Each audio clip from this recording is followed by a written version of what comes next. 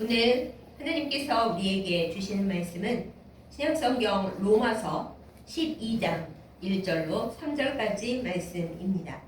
제가 가진 성경으로 신약성경 257페이지에 있습니다. 신약성경 로마서 12장 1절로부터 3절까지 말씀 제가 받들어 읽겠습니다. 그러므로 형제들아, 내가 하나님의 모든 자비하심으로 너희를 권하노니 너희 몸을 하나님이 기뻐하시는 거룩한 산 제물로 드리라. 이는 너희가 드릴 영적 예배니라. 너희는 이 세대를 본받지 말고 오직 마음을 새롭게 함으로 변화를 받아 하나님의 선하시고 기뻐하시고 온전하신 뜻이 무엇인지 분별하도록 하라.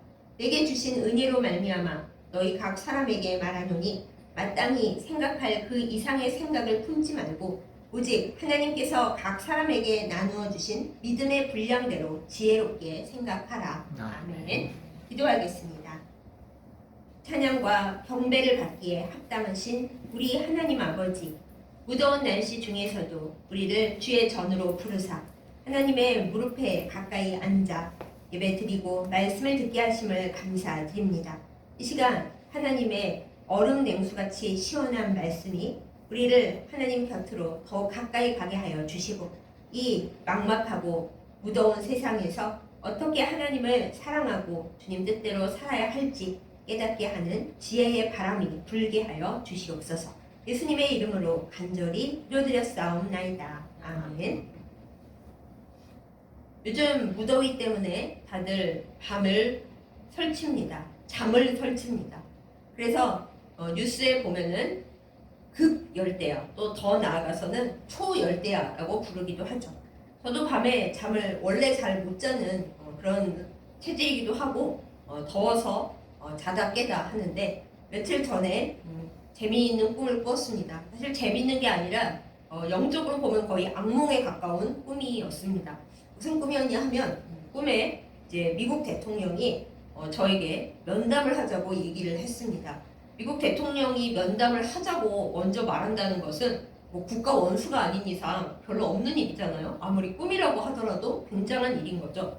제가 미국 대통령을 만나서 뭐 아부를 하겠다거나 그게 영광스럽다거나 그런 이야기는 아니지만 그래도 세계에서 가장 영향력이 있고 힘을 가진 사람이 오자고 하는데 그거보다 더 급한 일이 어디 있겠어요. 그런데 꿈속에서 저는 어땠냐 하면은 미국 대통령이라고 하더라도 갑자기 연락도 없이 만나자고 하면 어떻게 하냐. 나는 오늘 해야 할 일들이 많이 있고 스케줄도 있어서 만날 수가 없다. 이렇게 거절을 했습니다. 꿈에서는 그게 전혀 저에게 이상한 일로 느껴지지가 않았습니다. 그래서 미국 대통령의 면담 요청을 거절을 하고 제가 바쁘다고 하면서 한 일이 무엇인 줄 아십니까?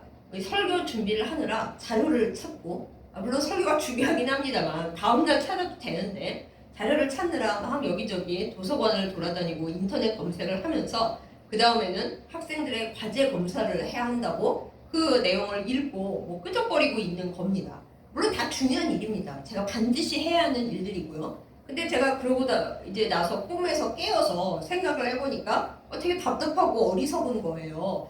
그거 대통령을 먼저 만나고 뭐 혹시 해야 할 중대한 이야기나 의논해야 할 것이 있으면 또 우리 교회를 위해서나 우리들의 교회뿐만 아니라 한국 교계나 세계 전체 기독교를 위해서 또 세계 평화를 위해서 뭐 할 이야기가 있을 수도 있잖아요. 그거 다 얘기 잘 하고 그리고 집에 와서 저의 할 일을 해도 괜찮을 텐데 제가 우선순위를 완전히 착각한 거죠. 비록 꿈이지만요. 정말 악몽이 따로 없었습니다. 근데 제가 생각을 했습니다. 이거 하나님과 나의 관계도 마찬가지이겠구나. 이렇게 생각을 해봤어요. 하나님께서 저에게 만나자고 긴급하게 부르십니다. 우리는 그것을 예배라고 부르기도 하고 골방 기도라고 부르기도 합니다. 하나님께서 너와 내가 좀 은밀하게 만나야겠다. 미국 대통령과 비교할 수 없는 온 세계를 창조하고 다스리는 내가 너를 1대1로 좀 만나야겠다 얘기하실 때가 많이 있습니다. 그런데 저를 비롯해서 우리들 다 어때요? 아이고 주님 제가 오늘 너무 바빠서 예배를 갈 수가 없고요. 제가 주님께 기도도 해야 되고 뭐 골방 기도고 다 해야 되는데 좀 이따가 할게요. 너무 일이 바쁩니다. 하나님 그냥 그 자리에서 기다려 주실 거죠? 주님은 언제나 저를 사랑하시니까요. 이럴 때가 너무 많이 있는 거죠.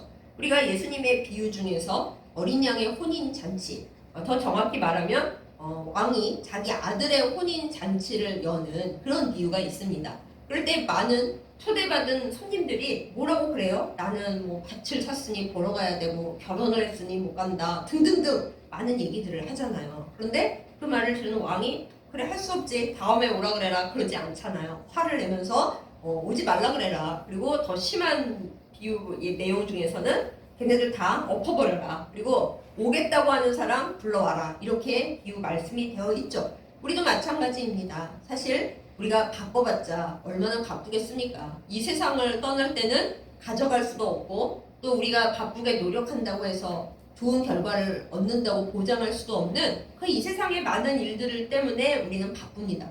그러면서 사실은 미국 대통령과는 비교할 수 없이 존귀하시고 만나기 어려워야 마땅한 그 주님이 우리를 만나자고 부르시는 예배나 그 기도나 또 성경 읽는 시간에는 우리가 그거를 귀중하게 생각하지 않고 자꾸 우리 바쁜 스케줄에서 빼버리죠. 우선순위에서 빼버리죠. 그런데 그렇게 하는 것이 얼마나 어리석은가 우리는 잘 알아야 합니다. 그리고 우리의 우선순위 잘못 정하는 그 어리석음을 끝내고 올바로 똑바로 가야 하겠죠.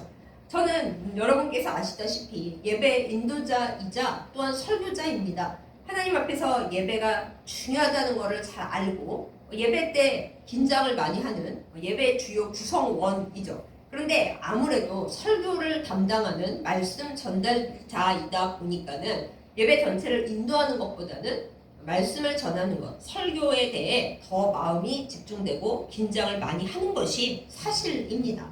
예배는 별로 무서워하지 않으면서 설교는 이게 기록이 남고 또 요즘은 유튜브 동영상으로도 남기 때문에 마음이 좀 힘들죠. 설교를 실수하지 않고 어리버리하지 않게 잘 전달해야 할 텐데 힘들다 이렇게 생각을 합니다.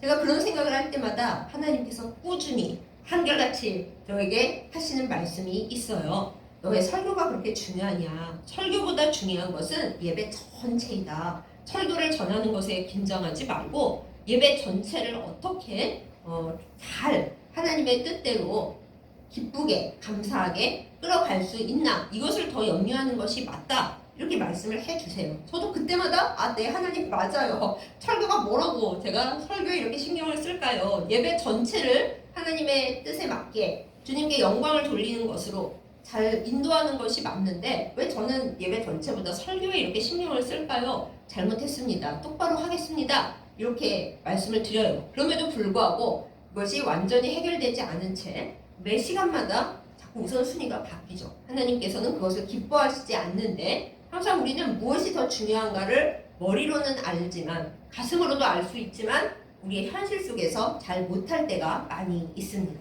오늘 우리는 예배자로서 이 예배 가운데 있습니다. 저는 예배를 인도하지만은 여러분은 예배에 참석하시고 우리는 함께 하나님의 은혜 가운데로 들어가게 되어 있습니다.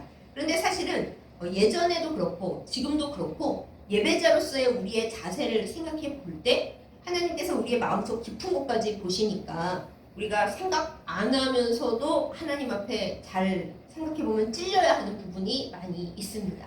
특히나 요새는 코로나 이후로 예배당에 모이지 않고도 줌이나 유튜브나 구글 미트나 여러 가지 수단을 이용해서 온라인 예배에 참석할 때가 많이 있죠. 교회를 반드시 가야 된다라는 생각이 코로나 이후로 많이 없어져 버리고 오늘은 상황이 여의치 않고 몸도 아프고 특히 오늘 같은 날은 너무 덥기도 하니까 그냥 오늘은 집에서 온라인 예배를 드려야겠다 하고 많은 분들이 컴퓨터 앞이나 휴대폰 앞에 앉습니다. 스스로는 나 이거 충분히 예배 드리고 있는 거야. 예배 다 보고 있고 찬송도 따라 부르고 있고 기도할 때 같이 기도하고 성경 말씀도 보고 있고 그리고 설교 듣고 있잖아 하면서 스스로를 합리화시킵니다. 어쩌면 합리화가 아니라 진짜로 옷도 딱 잘 갖춰 입으시고 경건한 몸과 마음으로 거룩하게 예배 참석하시는 분들도 분명히 계실 거예요. 그리고 병상에 누워 계신 분들의 경우는 그렇게라도 예배를 드리는 것이 맞습니다. 그런데 우리의 예배 드리는 자세를 한번 생각해 보십시다. 그래도 예배당에서 예배를 드릴 때는 교회 안에 앉아 있을 때는 우리가 하다못해 남의 시선을 좀 의식해서라도 똑바로 앉으려고 하고 마음을 집중하려고 하고 찬송도 기도도 열심히 하려고 굉장히 나름대로 노력을 합니다. 물론 가끔 설교 듣다가 졸거나 딴 생각을 할 수도 있지만은 그래도 최소한의 정성은 가지고 하죠. 그러나 온라인 예배를 오래오래 드리다 보면 다 타성이 생기고 습관화되어서 예배 뭐 누가 나 보는 거 아니잖아요. 물론 조그만 화면으로 뜰 때도 있지만은 대체로는 우리를 보는 사람도 별로 없고 뭐 우리도 남을 의식 안 하다 보니까는 도중에 휴대폰 볼 때도 있고 얌전히 앉아있지 않고 이러고 있을 때도 있고 또 어떨 때는 딴 생각을 하다 못해 휴대폰 보면서 딴 일 하면서 그래도 나는 예배 드리고 있어 이렇게 잘못할 때가 많이 있습니다. 그런데 사랑하는 여러분, 뭐 저를 비롯해서 우리 모두에게 꼭 해야 할 말이 있습니다. 예배는 우리가 그냥 재미있어서 구경하고 있거나 예배를 보고 있는 게 아니고요. 많은 사람들이 예배 본다 이러는데 예배는 보는 게 아니라 하나님 앞에 드리는 겁니다. 우리가 사랑하는 사람, 또 우리가 존경하는 분들, 이렇게 나보다 위에 있고 내가 아끼는 그런 사람들을 만날 때 건성으로 하나요? 정말 조마조마해 하면서 하다못해 면접을 볼 때 우리가 얼마나 떨고 잘하려고 애를 씁니까? 용모 단정하게 하고 태도도 단정하게 하려고 굉장히 애를 쓰죠. 그런데 무려 온 우주를 지으시고 나를 이 세상에서 제일 사랑하시는 하나님 앞에 가는데 우리는 너무 정성을 하지 않고 또 내 자신도 온전하게 하지 않고 그냥 예배를 볼 때가 너무 많이 있습니다. 근데 다시 한번 말씀드립니다. 예배는 보는 게 아니고 드리는 것입니다. 하나님께 우리의 가장 소중한 것을 가장 아름답게 해서 올려드리는 것일 뿐만 아니라 그렇게 깨끗한 복의 통로가 되어 나아가는 우리에게 하나님께서 이 세상에서는 결코 얻을 수 없는 오직 하나님께로부터만 오는 좋은 것을 부어주시는 시간이 바로 예배 드리는 시간이라는 것입니다. 그러니 우리가 얼마나 우리의 그릇과 우리의 손을 깨끗이 해야겠어요. 우리가 오염되어 있다면 하나님께 올라가는 것도 깨끗하지 않을 것이고 하나님께서 우리에게 주시는 좋은 것도 온전한 상태로 우리에게 와서 거쳐 나갈 수가 없는 거죠. 우리가 깨끗하지 않으므로 오염이 되는 겁니다. 그것을 방지하고자 우리는 예배에 앞서서 회개의 기도도 합니다. 하나님 앞에 잘못한 것, 예배 드리기에 적절하지 않은 우리 몸의 잘못, 우리 마음의 삐뚤어짐, 이 모든 것, 내가 아는 것과 모르지만 주께서는 아시는 것, 이 모든 것을 내어놓고 회개의 기도를 먼저 드리면서 예배를 시작하죠. 하나님 이 기도를 받으시고 예수 그리스도의 보혈과 성령의 기름 부으심으로 우리를 정결하게 하사 온전한 예배 드릴 수 있게 하여 주시옵소서. 이렇게 올려드리면서 예배로 나아갑니다. 우리가 이 온라인 시대를 살아가면서 또 생각하게 되는 것이 오늘 말씀에 있죠. 우리의 몸을 하나님 앞에 거룩한 산 제물로 드리라 라는 말씀이 정말 와닿는다는 것을 깊이 생각하게 됩니다. 이제는 예배드리는 공간에 우리의 몸이 없을 때가 많고 우리의 몸이 온전하게 있지 않을 때가 너무 많습니다. 그러니 진정 우리의 몸을 정결하게 하고 온전하게 하여 하나님 앞에 거룩한 산 제물로 올려드리는 것이 오히려 영적 예배가 되는 그런 순간들이 되었다라는 것이에요. 그래서 제가 이 시간 여러분께 꼭 말씀을 전하고 싶은 것은 우리의 몸의 모든 것, 우리의 생활의 모든 것이 하나님 앞에 예배를 올리는 사람으로서, 예배자로서 깨끗하고 정결해야 한다라는 것입니다. 우리 힘으로 그게 되나요? 늘 우리는 정결하지 못한대요. 네, 정결하지 못하는 걸 아니까 우리는 하나님 앞에 온전하고 정결하게 되도록 우리의 생활과 우리의 일상을 예배자의 모습으로 가꾸어야 마땅합니다. 여러분은 마중물이라는 개념을 잘 알고 계실 겁니다. 마중물이 뭐냐 하면 예전에 물 사정이 좋지 않았던 시절에 지금도 시골에서는 가끔 씁니다만 지하수를 끌어올려서 수동 펌프로 이렇게 해서 식수 아니고 하여튼 필요한 물을 모든 것을 펌프로 길어 올립니다. 그런데 펌프 안에 물이 하나도 없으면은 저 밑에 물이 있다 하더라도 물이 올라오지를 않는데요. 그럴 때 물을 펌프 안에다가 한 바가지 부어 넣습니다. 그리고 나서 펌프질을 하면은 물을 부었더니 아래에서 물이 올라와서 물이 쏟아져 나온다는 거예요. 그때 이렇게 펌프 안에 부어 넣는 물 한 바가지를 마중물이라고 부릅니다. 아래에서 물이 올라오도록 마중을 나가서 부어주게 하는 그 물이라는 것이에요. 이것을 원리로 따져보면은 이렇습니다. 끌어올리는 펌프 안에 또 뭐 그런 저는 잘 모르지만은 그 기계 안에 물이 한 방울도 없이 공기만 가득 차 있으면은 그게 아래에서 끌어올려질 수가 없대요. 그래서 물을 부어서 물을 어느 정도 이제 차게 하고 그렇게 함으로써 그 안에 있는 공기를 빼내면 그때 물이 끌어올려진다라는 것입니다. 그러므로 우리가 예배자로서 하나님 앞에 선다라는 것은 이 마중물과 같은 역할을 해야 마땅합니다. 하나님은 우리에게 위로부터 또 우리가 모르는 저 아래로부터 심연으로부터 하나님의 은혜를 끌어올려 주시고 채워 주시려고 하십니다. 또한 우리는 그것을 받아서 이 메마른 혹독한 세상 속에 하나님의 은혜의 물을 부어 넣는 복의 통로가 되어야 합니다. 그런데 그거 하기에는 우리 안에 물이 너무 없고 또 때로는 오염되어 있는 거죠. 그러니 어떻게 해야겠습니까? 우리 안에 우리가 마중물을 부어야 할 것이고 또 더 나아가서는 이 세상에 하나님의 은혜의 물이 넘치게 하기 위해서 우리 스스로도 마중물이 되어야 마땅합니다. 근데 여러분 이 마중물을 해야 하는 역할을 우리가 오염된 상태로서 온전히 할 수가 있겠습니까?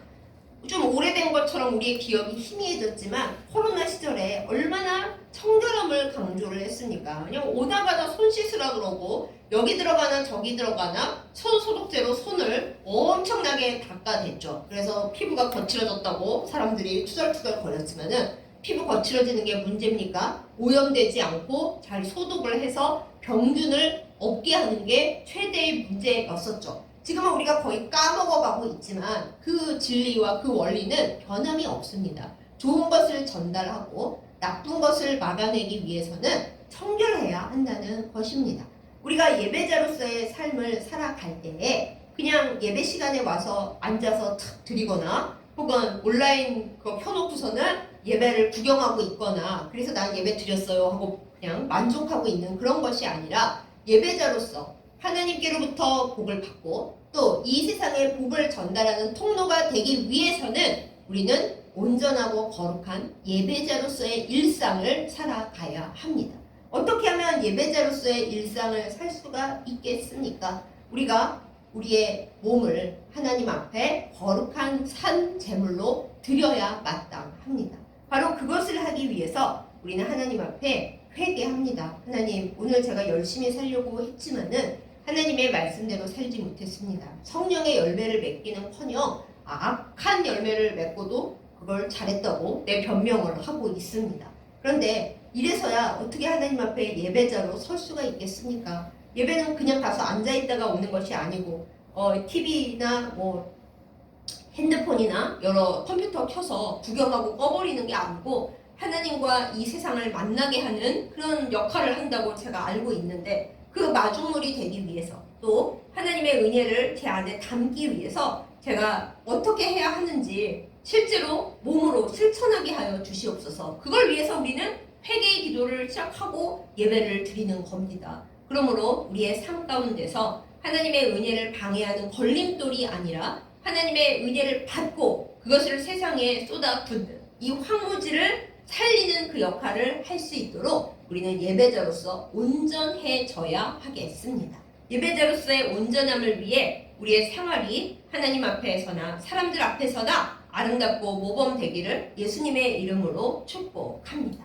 그러려면 어찌해야 할까요? 이 세대를 본받아서 사람들 다 그러고 교회 사람들 다 저러니까 뭐 나도 괜찮겠지. 그래서는 안 됩니다. 오늘 말씀이 우리에게 무엇을 말해 줍니까? 이 세대를 본받지 말아라. 너희의 마땅히 생각해야 할 것을 지혜롭게 생각을 하고 십자가 앞에서 이 세상과는 다른 주님을 바라보는 삶을 살아야만 한다. 이렇게 우리에게 알려주고 있습니다. 오늘 사실은 2단 경계주의입니다. 교단 총회에서 전국에 있는 목회자들에게 다 공지사항을 보내고 필요한 책을 보내면서 말하기를 오늘은 2단을 경계해야 한다는 설교를 해야 한다 이렇게 정했어요. 모든 교회들이 그걸 하고 있는지 안 하고 있는지 알 수는 없지만 제가 조직신학을 전공하고 공부하고 가르치는 목회자로서 2단 이야기를 아예 빼버리고 제가 하고 싶은 설교만 할 수는 없는 거죠. 그래서 모든 분들이 재미없어하는 내용이지만 반드시 알아야 하는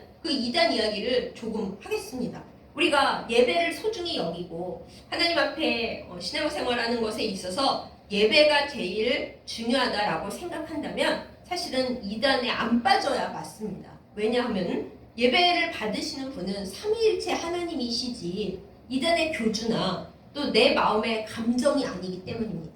그런데 많은 성도님들이 때로는 슬프게도 목회자들조차도 중직자들조차도 예배를 드리는 이유가 또 교회에 오는 이유가 내 감정 시원하자고 내 마음 위로받자고 그리고 내가 재밌자고 그렇게 교회에 오고 그런 마음으로 예배 드릴 때가 너무나 많이 있습니다.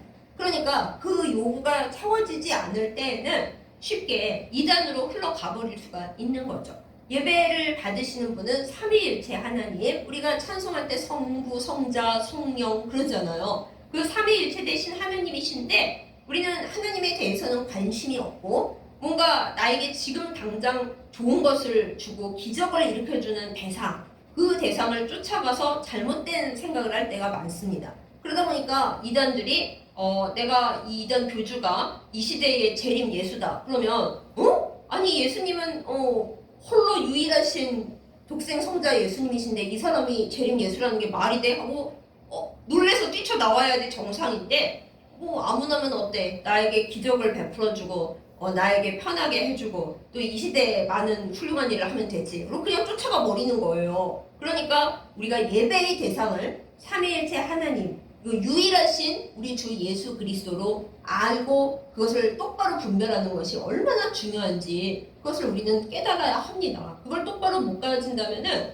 이단 교주가 와서 내가 이 시대의 재림 예수야 그러면 그런가 보다 특별 계시를 받았나 보다 그냥 그렇게 끌려가 버리는 거예요. 그래서는 안 됩니다. 또한 그 다음으로 우리가 우리의 마음이 좋자고 내가 즐겁자고 교회를 다녀서는 안 됩니다. 그러다가 이제 이단으로 빠지는 거예요. 왜? 교회는 대체적으로 쌀쌀맞거든요. 내가 오든지 가든지 별로 나를 챙기지도 않고 위로하지도 않고 내가 예배에 은혜를 받았는지 말았는지 챙겨주는 귀한 교회 공동체면 너무 좋지만은 많이들 그렇게 못하죠. 이건 또 교회가 하나님 앞에 회개하고 사람들 앞에 잘해야 되는 일이지만은 그렇게 못합니다.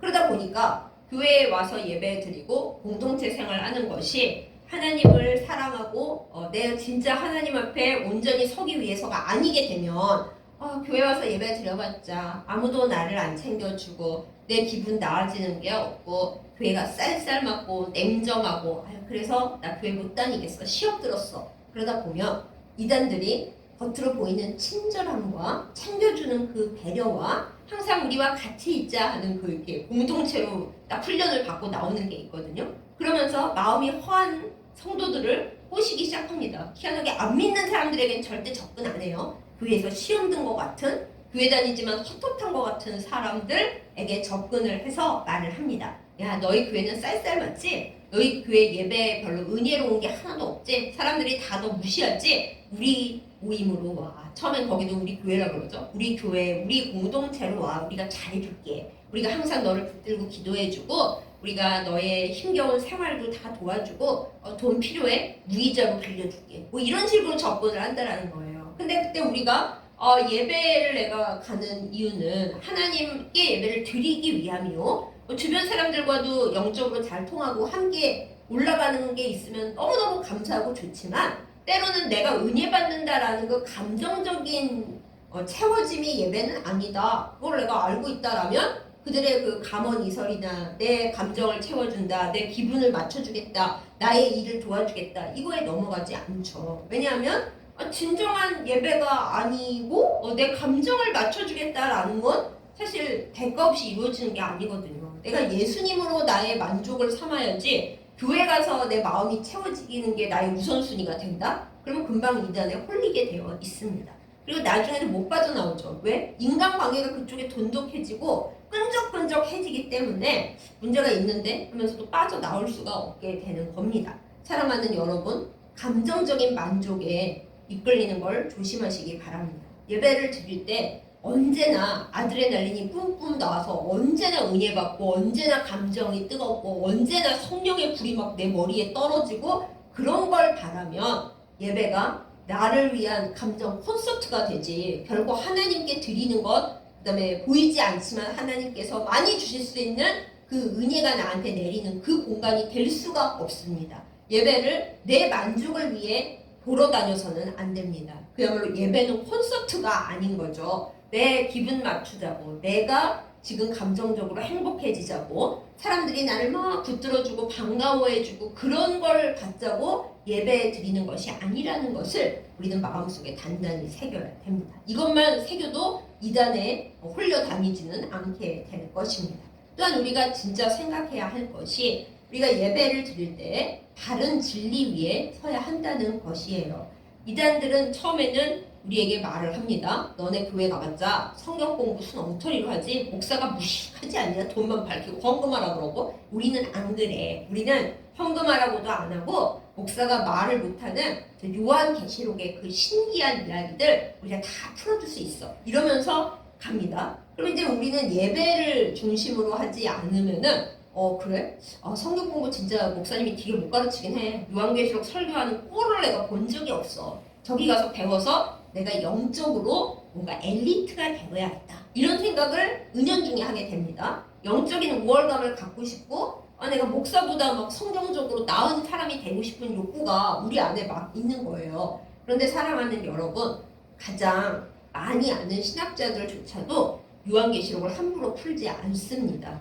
성경에도 있어요. 성경은 사사로이 푸는 게 아니라고요. 왜냐하면 모든 그 당시에 암호와 기호와 상징과 은유와 이 모든 것을 합쳐서 그 당시에 성도들만 알 수 있는 내용으로 풀어 쓴 것들이 묵시문학, 요한계시록, 다니엘서 그런 책들이기 때문에 그야말로 히브리어, 헬라어도 모르고 당시의 역사적 배경도 모르는 이단 교주들이 자기들 마음대로 숫자 넣었다 풀었다 하면서 그렇게 하는 게 아니라는 거예요. 그런데 그거를 알지 못한 채로, 우리야말로 무지한 채로 교회에선 얘기도 안 하고 대답도 안 해주고 목사님도 모른다 그러는데 저쪽에서는 기가 막히게 앞뒤가 맞게 풀어주는 거 보니 저쪽이 진짠가 보다. 그러면 결국 우리는 예배를 온전히 드린 사람들이 아니라는 걸 스스로 증명하게 되는 겁니다. 사랑하는 여러분, 예배하는 우리의 삶은 마른 땅에 물을 뿌리는 삶입니다. 땅이 메말랐어요. 그러면 어떤 식물도 자랄 수가 없겠죠. 그러면 거기에 생명이 살아나게 하려면 뭘 어떻게 해야겠습니까? 먼저 땅을 돋우고 물을 부어 넣어야 돼요. 그래야 그 영양분과 그 수분을 받아서 뭔가 생명이 살아날 수 있겠죠. 예배자는 메마른 땅에 하나님의 은혜를 받아서 물을 붓는 사람입니다. 그러니 재미도 없고 사실은 고생은 많이 하고 내가 이 물을 부어 넣는 게 과연 의미가 있을까? 이런 생각을 끊임없이 하는 사람인 거예요. 때로는 예배를 드리고 나와서 은혜를 받기는커녕 내가 이거 온전한 예배를 드리고 있는 게 맞나? 그냥 형식적으로 이러고 다니는 건 아닐까? 그런 답답한 생각이 들 때가 있습니다. 또 기껏 예배 드리고 나왔는데 나오자마자 신경질 나고 기분 나쁜 일이 있어갖고 은혜는커녕 오늘 완전히 기분 나쁘고 죄송합니다. 재수없는 날이네요. 이럴 때도 많이 있어요. 그런데 그게 우리가 보기엔 엉터리가 된 것 같지만 하나님 앞에 내가 이 시간과 정성과 마음을 들여서 내 몸과 마음을 정결하게 해서 예배를 올렸잖아요. 그대로 예배인 거예요. 또 우리가 예배 드리러 갈 때 하나님, 제가 연약하고 또 악한 것도 많이 있지만은 이 시간 진정으로 하나님 앞에 나아가기를 원합니다. 이 연약함을 불쌍히 여겨 주시옵소서 하고 회개 기도를 할 수 있는 한 열심히 하고 또 내 예배드리는 전날의 삶이나 또 내 생각 가운데서 나 예배드리러 갈 사람이니까 하나님 앞에 정결해야지 하면서 사람들과 다투지 않으려고 더 인내하고 내 신경질대로 살지 않고 정말 기분 나쁠 수밖에 없는 일이 발생한다 해도 마귀가 나의 예배드리는 그릇을 망치려고 그러는구나. 하나님 앞에 드려야 할 나의 거룩한 산 제물을 망가뜨리려고 그러는구나. 영적으로 지혜를 가지고 알아채야 우리가 하나님 앞에 거룩한 산 제물로 나아갈 수가 있는 겁니다.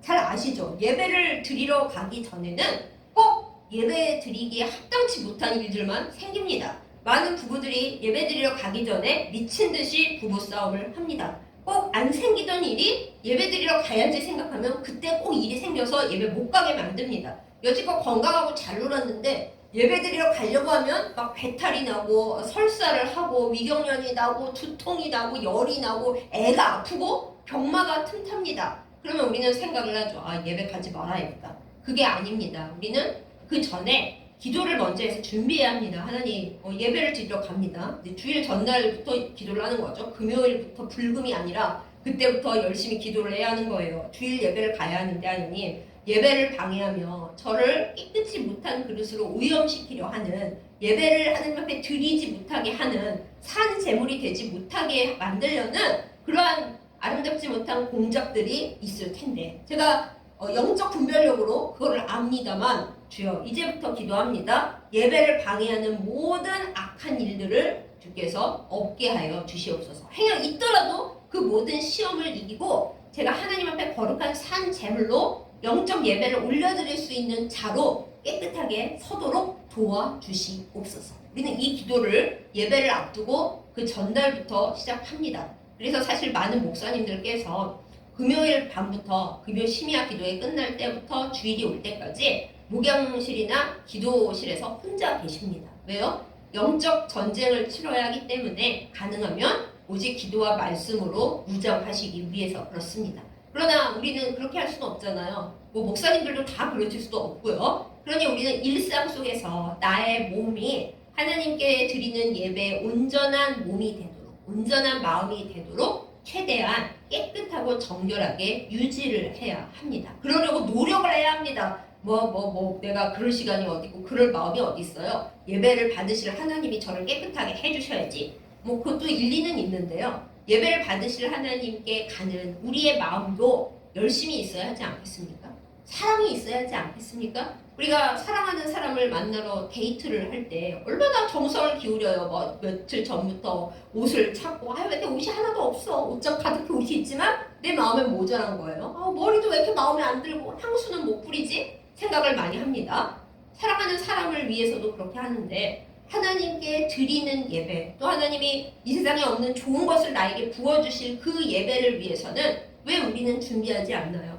방해하는 세력이 너무나 많을 것을 알면서도 왜 우리는 예배를 위해서 준비하지 않나요? 하나님이 거룩한 산 제물로 너희 몸을 잘 준비해라 라고 말씀하시는데 왜 우리는 준비는커녕 빼먹을 궁리나 하고 있을까요? 이 모든 것이 우리를 복받지 못하게 하려는 이 세상의 악한 마귀의 계획일 뿐만 아니라 우리 스스로가 아직 죄의 몸에 더 이끌리고 있다는 증거입니다. 사랑하는 여러분, 오늘 이단 경계 주의를 맞이하여서 이단들이 우리가 온전한 예배를 드리지 못할 때 우리의 감정이나 우리의 형식에만 빠질 때 더 가까이 오고 더 쉽게 우리를 낚아챈다는 것을 반드시 기억할 수 있기를 바랍니다. 우리가 하나님 앞에 예배를 드릴 때 하나님 앞에 정말 내가 이 귀중한 것을 내 몸과 영혼을 준비해서 깨끗하게 드린다라고 나가야 합니다. 그럴 때 하나님께서 우리를 위해 준비해 주신 세상에 다시 없는 그것을 우리가 받을 수 있게 됩니다. 받아야 우리도 또 황폐한 곳에 그 하나님의 은혜의 물을 붓고 은혜의 영양분을 부어서 하나님이 기뻐하시는 열매를 맺게 할 수 있지 않겠습니까? 그뿐만 아니라 우리가 깨끗해야 하나님이 주시는 그것을 우리 안에서 또한 아름답게 가꾸고 만들 수가 있지 않겠습니까? 우리는 예배자로서 마중물입니다.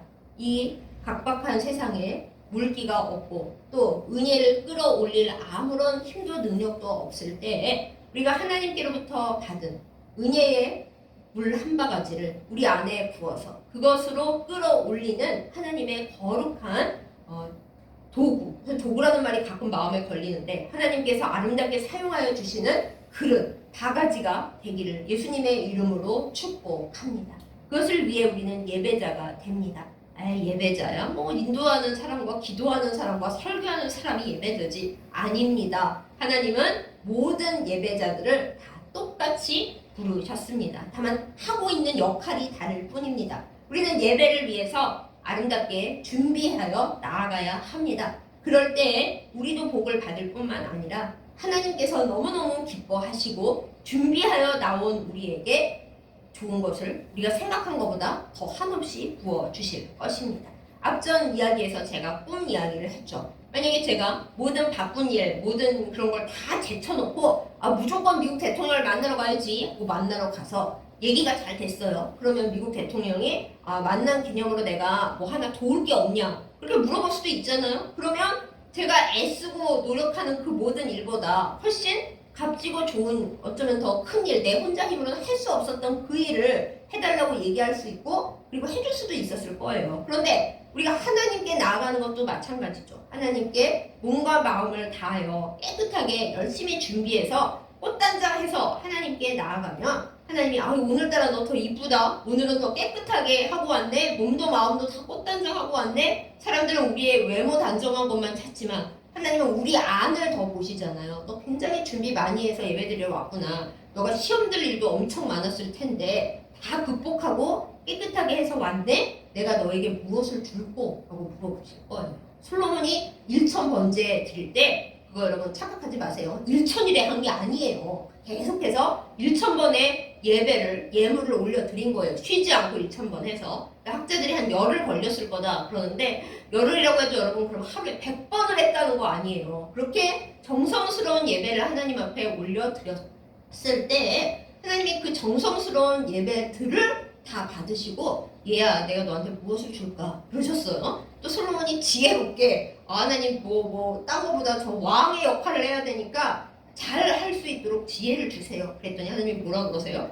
지혜 하나만 줄게? 그러셨어요? 아니야. 네가 이렇게 지혜롭게 정말 필요한 거 하나 구했니? 내가 너가 구하지 않은 것까지 다 줄게. 다 줄게. 그러시잖아요. 우리는 그 솔로몬의 이야기에서 1,000번째를 해가지고 지혜를 얻어야지 이것만 따오는데 그게 아닙니다. 우리가 메마른 땅에서도 우리의 혹독한 상황 속에서도 다른 거 다 제쳐놓고 하나님 앞에 거룩한 산 제물로서 예배를 온전하게 올려드려야지 내가 마중물이 되어야지 그거를 생각하고 주님 앞에 예배를 드릴 때 예배 지기가 되고 교회를 지키는 사람들이 될 때 파수꾼이 될 때 그때 하나님은 우리에게 오시고 갑자기 생각지 않을 때 뜬금없이 물어보실 겁니다. 너 그동안 애썼다. 예배 지키기 위해 예배를 깨끗하게 드리느라 되게 애썼네. 많은 이단들이 너의 감정을 사로잡고 너의 어려운 형편을 사로잡으면서 교회 욕을 하고 목회자 욕을 하면서 거기서 나와 우리가 잘해줄게. 그럴 때 네가 흔들리지 않고 예배를 지키고 교회를 지켰네. 내가 너에게 무엇을 줄고 하나님이 분명히 물으실 거예요. 꼭 받자고 해서 하는 게 아니라 하나님과 1:1 면담에서 원하는 것을 말씀드릴 수 있다니 얼마나 좋아요. 그리고 우리가 여우스럽게 알고 있잖아요. 그걸 제대로 해서 하나만 구하면 하나님이 하나 주시는 게 아니라 뒤로 줄줄이 다 주시는 거 그거를 깨닫고 우리가 일단 거룩한 예배를 흔들림 없는 예배를 깨끗한 예배를 올려드리는 진정한 예배자로 서기를 예수님의 이름으로 축복합니다.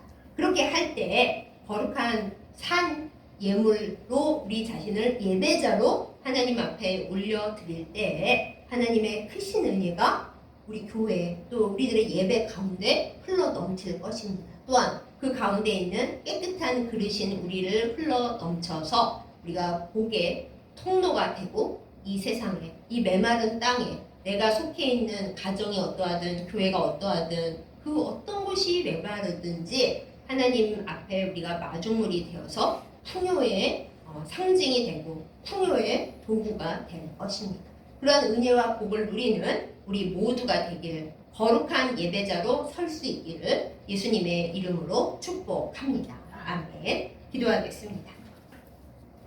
은혜로우신 아버지 하나님, 하나님께서 우리를 예배자로 세우셨습니다. 그런데 우리가 예배를 소중하게 여기지를 못하고 예배를 드리는 것이 아니라 그저 예배를 보러 다니고 때로는 온라인으로 그야말로 예배를 구경하면서 딴짓을 할 때가 너무 많은 것을 고백합니다. 용서하여 주시옵소서.